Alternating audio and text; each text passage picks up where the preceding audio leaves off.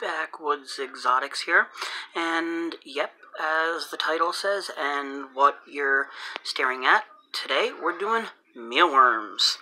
One of the easiest, I mean literally easiest bugs to breed for your animals, because literally they breed themselves.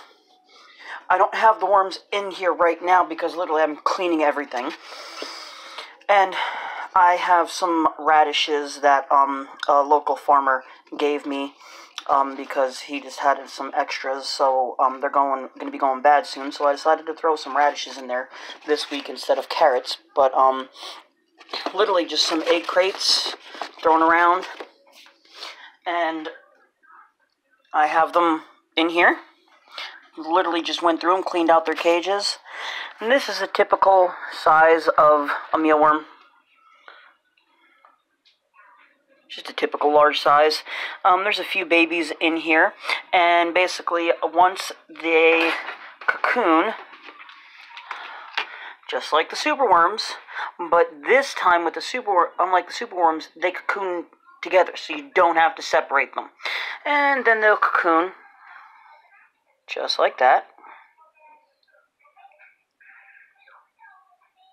Oh, well, the alien creatures, like I said. And then that turns into that. Right there. And then in here, it's the same as thing. That's one that I just put in here. Just went from cocoon to them. And like I keep them oatmeal, Cheerios, and cornmeal. And if you look close enough, there is probably a couple hundred tiny mealworms. I mean tiny, that I'm not even gonna bother. I'd wait till they get a little bit bigger. See? Babies. I wait till they get a little bit bigger, and I put them back into the mealworms. And it's just, they're that simple. Just a little bit of moisture, and they breed. I know people that don't even separate the mealworms, and they just reproduce, and they go in there like that. But I do that. I take mine out and go through them every day. And once a week they get cleaned. And it just so happens that the day I put out the video is the day that they get cleaned. Purely simple. Every so often I buy new mealworms.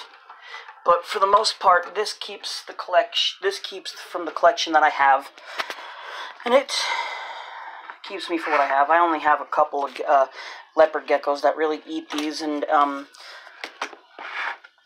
a few other smaller gecko species. Some crusted geckos get them every so often. I have a couple panther geckos that get them. My tokay geckos don't really. They'll eat them, but they're not a big fan of them. I give the superworms to my tokays and Monk's dubia roaches, some red runner roaches, and every so often they get pinkies and stuff like that. But I vary up their diet.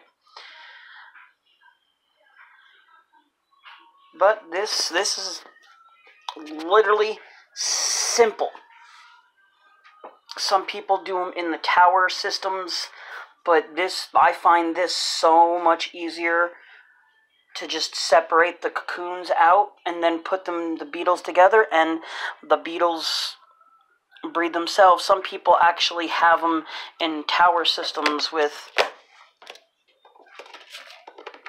this going like that, and that's how they would breed them. Oh, I have mesh screening on almost all of my bug cages. There's something called grain mites that will destroy your colony. If it gets too moist, the grain mites will come and they'll destroy colonies.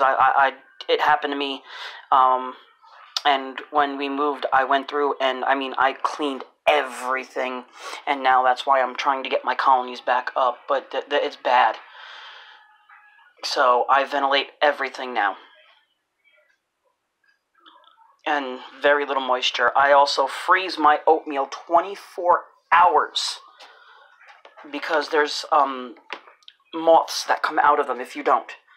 That they won't kill or eat your mealworms from what I've noticed, but I've had them too. So everything I'm doing is just stuff I've learned.